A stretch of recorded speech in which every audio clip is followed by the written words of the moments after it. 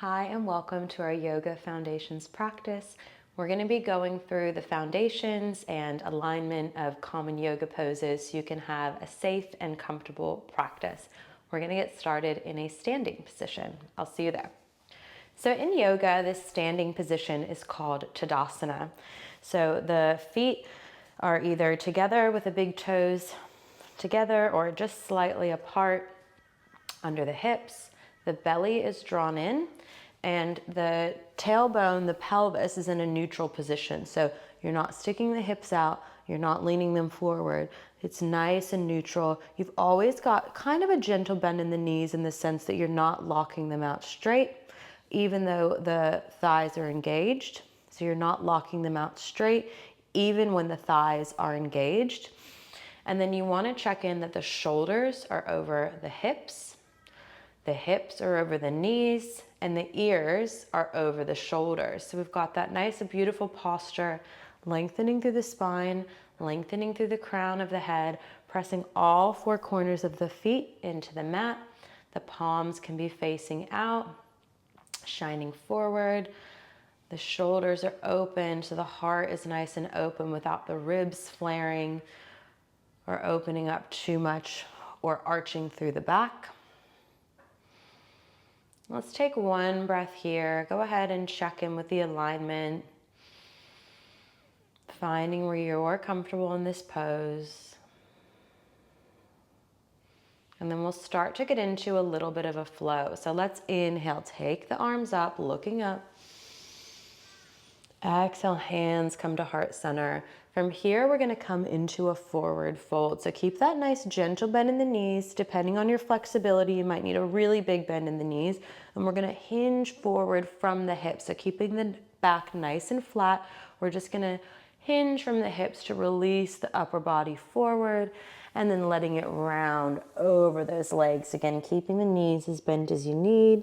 And again, everybody's flexibility is really different here. So you might be on the legs like this. That's fine. If you're really uncomfortable, you can have a chair in front of you as well. But go ahead and let the body release wherever it's comfortable. You can even have the belly resting on the thighs if you need. A couple of different options here. You can keep the hands down to the floor or on the legs as a chair, on a chair, as I said. Or you can grab opposite elbows, really allowing the neck and shoulders to release here. Maybe shaking it out no or yes. And then our halfway lift, the hands come onto the shins and we flatten out the back. The shoulders come back away from the ears. The belly draws in, reaching through the crown of the head, lengthening through the spine as you look towards the ground but slightly in front of you. Big inhale here. Big exhale, fold back down. Beautiful. And from here, we're just going to rise all the way back up, pressing into those feet and slowly rolling the spine all the way up to stand. Once you get there, exhale, drop those shoulders down the spine. Let's move through that one more time. Big inhale, arms reach up. Big exhale, hinge from those hips as you slowly allow the body to come forward. Nice gentle bend in those knees, letting the upper body release over the legs. Inhale, hands come to shins, flat back, letting those shoulder blades drop down the spine, away from the ears. Belly draws in, reaching the crown of the head forward. Exhale to fold. From here, we're going to plant the hands down and gently make our way into all fours. So taking as much time as you need to get there. And we're just going to make sure the fingers are spread really nice and wide here. The hands are right under their shoulders. The knees are under the hips. The feet are straight back from those knees, nice and parallel. And again, just checking in with those hands, as I said, fingers nice and wide, because what we want to avoid here in any position on our hands is that we're not dumping into the wrist. We're actually putting our weight into every single finger, particularly the index finger and the thumb are really going to keep that foundation in this pose so that you're not dumping into the wrists. It's really easy to get fatigued in the wrists in all fours or down dog, so having that alignment is key to avoiding hurting the wrists in those positions. So really focusing on putting the weight into the fingers there. And just checking again with the alignment of the pelvis here. So the belly isn't dropping down, you're engaging the belly into the spine. The hips aren't lifted, arching the back or tucking under. You've got that nice neutral position. So again, finding that neutral position, pressing the shoulders out and away from the mat so you're not sinking into the shoulders, really pressing yourself away. Taking another minute just to find where you're comfortable here. Beautiful.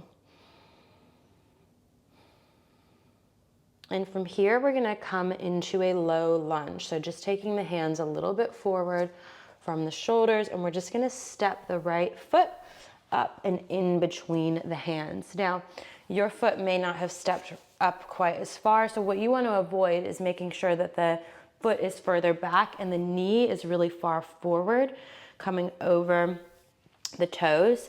So if that's the case for you, that's fine. Just give yourself a minute to bring that foot forward up to the top of the mat between the hands, and that way you can make sure that the knee is directly over that ankle. That's where you want to be in any lunge, low lunge or high lunge. So just checking in with that alignment. In our low lunge, again, the toes are straight back from the knee. You don't want them on one side or the other. Straight back. The shin is down on the ground. The top of the foot is down on the ground.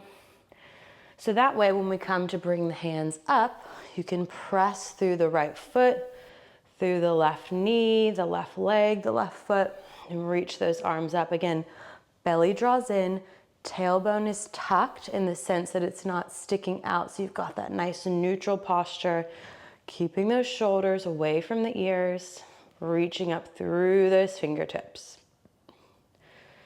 Beautiful. We're going to release the hands down and come into our high lunge. So we're going to keep the foot exactly where it is in the front. We're just going to tuck the left toes under, lift that left knee, and come all the way up.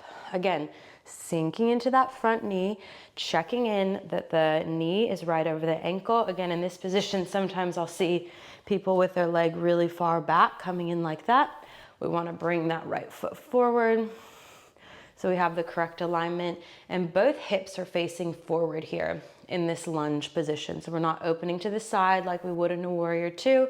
We're going to save that for another practice. Both hips are facing forward to the top of the mat, and the knee is bending towards the same direction as the toes. Really bending through that right knee, pressing back with the left heel, staying on the ball of that left foot. And same thing, you can reach the arms up. Or if you find the balance really difficult here, you can have the hands on a chair or the hips, or you can always just keep the knee down. Remember, it's your practice, so find where you're comfortable. And we'll all make our way back down if you're not already there. Taking the hands down, dropping the knee down. Let's just practice that on the other side. So we'll take the right foot back.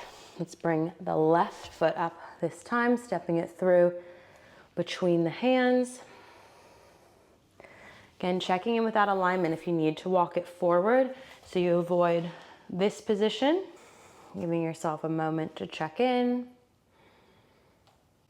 Both hips facing forward, foot straight back from the knee, and then reaching the arms up, coming into that low lunge with the arms. Coming up, again, checking in with the neutral pelvis, belly draws in, tailbone is in a neutral position, shoulders drop away from the ears. Release the hands back down and tuck the right toes under as you bring the right knee up, and then reach the arms up again, bending into that right knee, Checking in with the alignment of the hips, both hips facing forward. And you can think about the feet being hip distance here. That's going to give you a little bit easier of a time bouncing. Rather, if they're, a little bit more narrow or wide, just think about them being hip distance, and both toes are facing forward, both hips facing forward. When you're ready, we'll take the hands back down, taking the knee back down, coming into that all fours position. And from here, let's come into a down dog position. So taking the hands a little bit forward from the shoulders, the hands are still shoulder width. Again, keeping those fingers nice and spread so you put the weight into the fingers and not the wrists. And then tuck the toes, lift the hips up and back, really reaching that tailbone up towards the sky. Pressing the upper body away from the mat with the hands as you straighten through the arms, letting the head, neck, and shoulders release here. Keeping a gentle bend in those knees as you let the heels drop down towards the mat. The feet are still about hip width. And keeping a gentle bend in those knees. Not worrying if the heels get towards the mat or not. Everyone's different in their flexibility there. And then again, really lifting the sit bones up, coming into that beautiful V-shaped position. And this can take a little bit to find the correct down dog for you. I'm gonna show you what too short and too wide looks like. So too short would be if my legs are pretty much straight here. That's too close to the hands. This is too far away from the hands. I'm like almost in a wide plank. Finding that nice neutral position where you can keep a gentle bend in the knees and really lift the hips up. Let's take one breath here.